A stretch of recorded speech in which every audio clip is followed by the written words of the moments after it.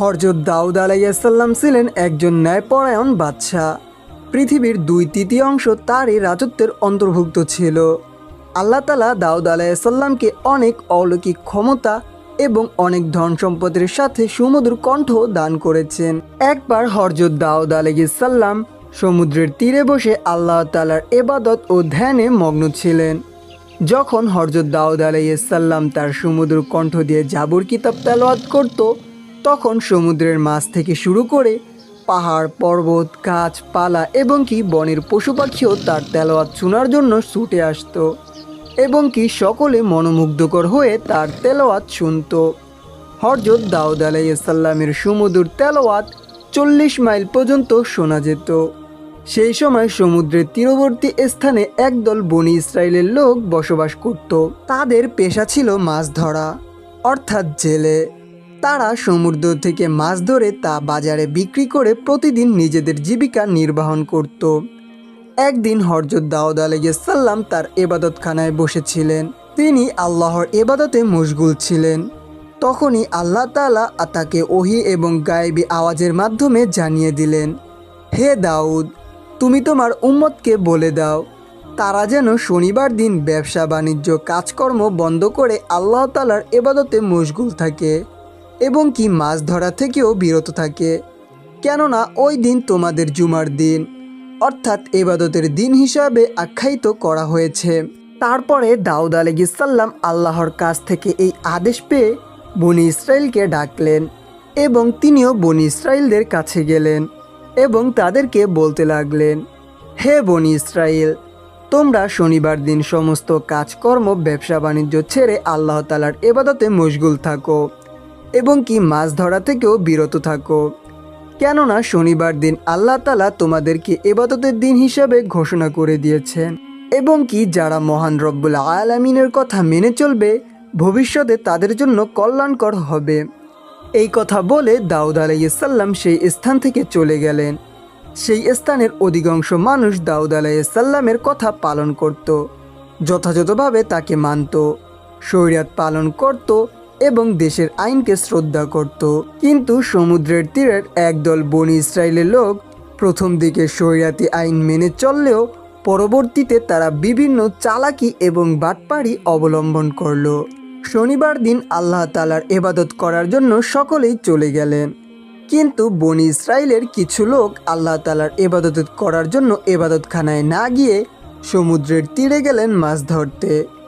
কারণ কি তারা আগে লক্ষ্য করেছেন যে শনিবার দিন সমুদ্রের তীরে অনেক মাছ আসতো এবং কি সেই মাছগুলো আপনা আপনি ডাঙ্গায় এসে বসে থাকতো। মূলত এটা দেখেই তাদের মাছ ধরার লোভ লালসা জেগে উঠত। তারা বলতে লাগলো, সপ্তাহের কোনো দিনে তো আর এইভাবে মাছ দেখা যায় না, তাই আমাদের উচিত শনিবার দিন আমাদের মাছ ধরা।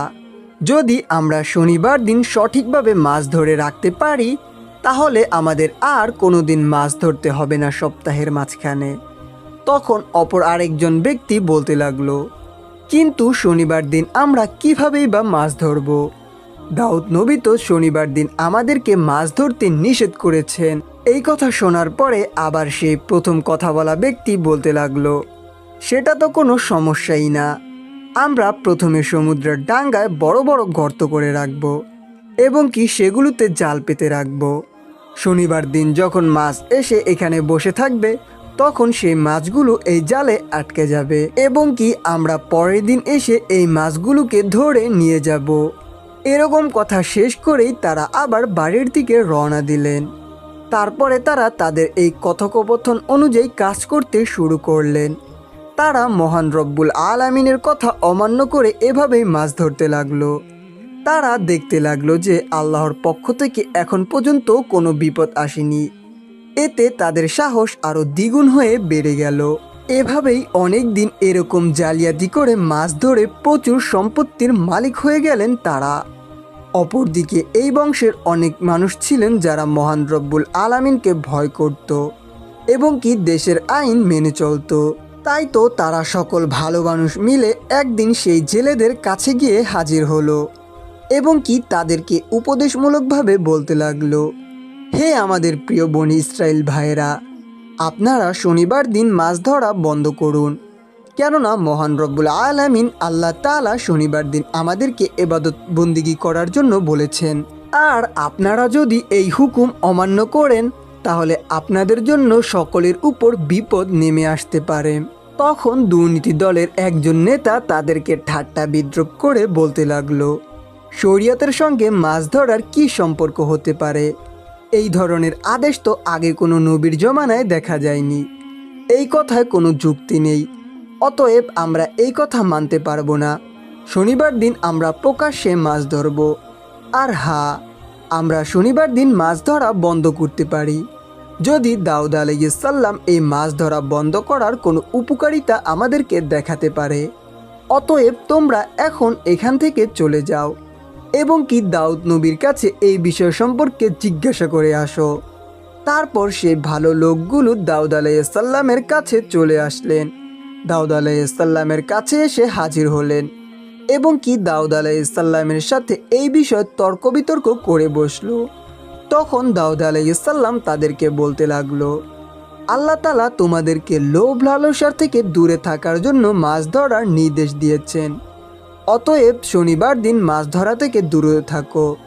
মাছ ধরা থেকে শনিবার দিন দূরে থাকাই তোমাদের জন্য কল্যাণকর বলে মনে করি আমি।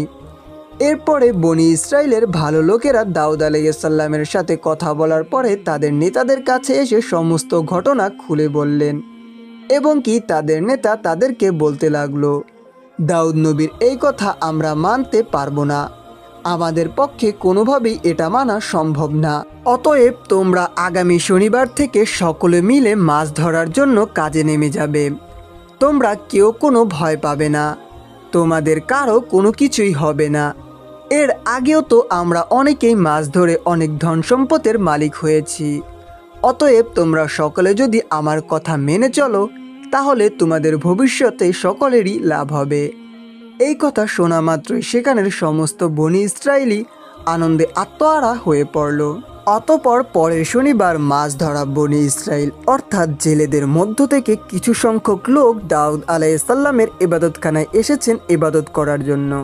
আর অধিকাংশ বাদবাকি যে লোকগুলো ছিল তারা সকলেই দাউদ আলাইহিস সালামের কথা অমান্য করে মাছ ধরার জন্য বেরিয়ে পড়েছেন। তারা সারাদিন অনেক মাছ ধরেছেন এবং সেগুলোকে বিকেলবেলা বিক্রি করে অনেক ধন সম্পদের মালিক হয়ে গিয়েছেন। রাতের বেলা তারা সকলেই তাদের নিজের বাড়িতে চলে আসলো। পরের দিন ভোরবেলা যখন কয়েকজন লোক ইবাদত করার জন্য যাচ্ছিল তখন তারা দেখতে পেল যে একটি বিষয়, যে সমস্ত এলাকা কেমন যেন একেবারে নিশ্চুপ হয়ে গিয়েছে। এটা দেখে একে অপরকে জিজ্ঞাসা করলো, আচ্ছা বলুন তো ভাই, আজকে এমন কি হয়েছে যে সবাইকে আমরা দেখতে পাচ্ছি না? কেমন যেন পুরো এলাকাটাই নিশ্চুপ হয়ে গিয়েছে। আজ কি জেলেরা মাছ ধরতে যাবে না? তখন আরেকজন বলতে লাগলো, আমিও তো কোনো কিছুই বুঝতে পারতেছি না।